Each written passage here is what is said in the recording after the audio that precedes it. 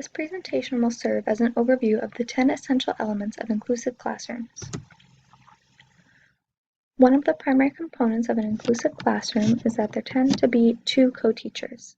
So this means that there are two certified educators in the classroom, both the general educator, who is a content specialist, and a special educator, who is the differentiation specialist.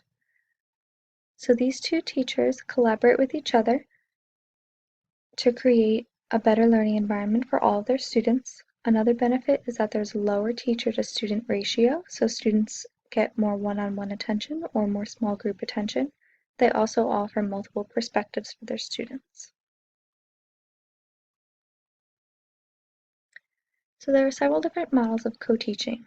The first model is one teach and one drift, also called one teach, one assist, where one teacher is presenting the material and the second teacher is wandering around the classroom to make sure that all students are engaged and are understanding the material that's being presented.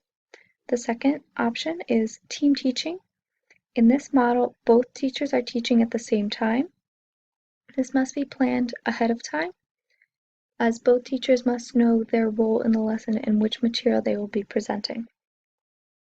The third model is parallel teaching, where the classroom is broken up into two groups, and each teacher works with half of the students as they're presenting the same material to half the class at a time, so there's a lower teacher to student ratio. The fourth model is alternative teaching, where the class is again split up into two different groups. However, the material is being presented in a different manner in each group. The fifth model is one teach, one observe, where one teacher is serving as the primary teacher at the moment, and the second teacher is taking notes, such as recording data on each student. The sixth option is station teaching, where students are broken up into several small groups, and they rotate throughout stations where they will learn different material at each station. For varied methods of instruction, there are multiple different methods, including whole class instruction, where all students are learning the same material at the same time, split class instruction, where students are broken into two groups, small group instruction, where students are broken up into smaller groups of 5 to 6 students, partner work, where students are working primarily with a partner, or one-on-one instruction with a teacher. An important component of an inclusive classroom is that all students are placed in the least restrictive environment. This is a legal requirement for students with an individualized education program, and the least restrictive environment for each student is determined on an individual basis, not according to the classification of their disability. The purpose of the least restrictive environment is to normalize different types of abilities and to educate students with disabilities with their peers without disabilities to the greatest extent possible. And in order to provide the least restrictive environment for a student, teachers can use technology, including high technology, such as a computer-assisted speech recognition program, or low technology, such as a pencil grip, such. There is a placement continuum that can help determine the least restrictive environment for a given student. The least restrictive environment for all students would be a general education classroom with no supplementary aids or services. The next step down would be if students are placed in a general education classroom with some supplementary aids or services, or in a resource support, which is a placement in a special ed classroom for less than 40% of the day, a self-contained placement, a separate special education day school, residential placement, or a home hospital placement. And for each step down, the environment becomes more restrictive, and the goal is to have the student in the least restrictive environment possible for them. Universal design for learning is essential in an inclusive classroom, as learning should be designed to ease the access for all learners. When creating a universal design for learning plan, Teachers need to consider the recognition networks, which include the what of learning, what information students need to take in. The next aspect is strategic networks, which it can be thought of as the how of learning, how students will be executing different tasks. And the affective networks, which serve as the why of learning, so how learners are going to be engaged with the content. Inclusive classrooms depend on differentiation.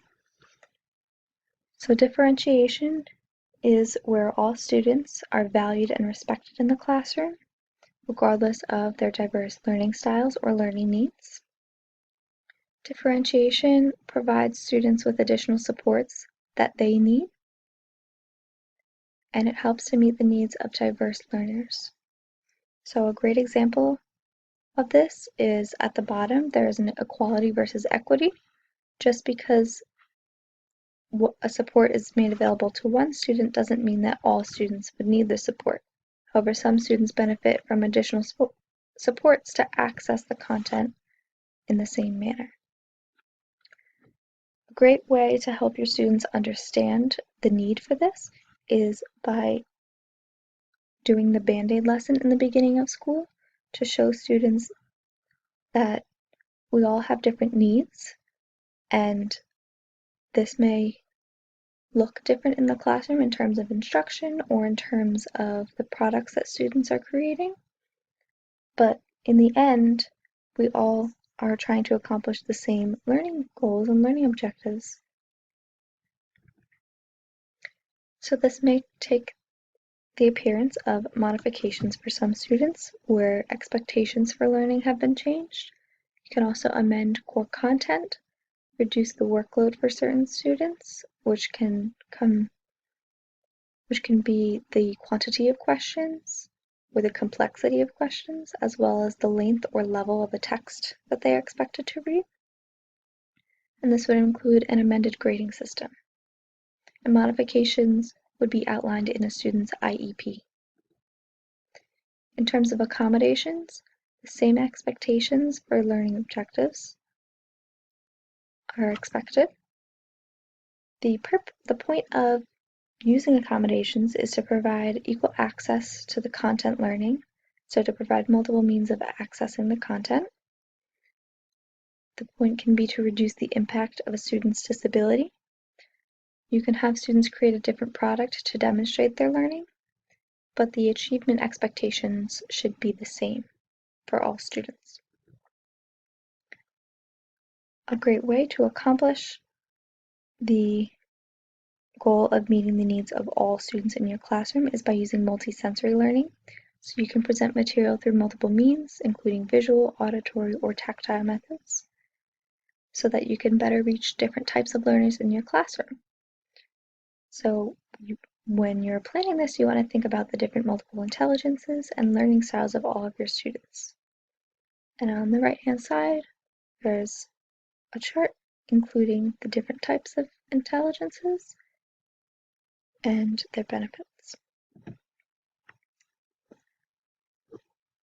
Another aspect of inclusive classrooms is that students' social emotional learning is significantly benefited, as all students are valued as equals in the classroom, regardless of any disability.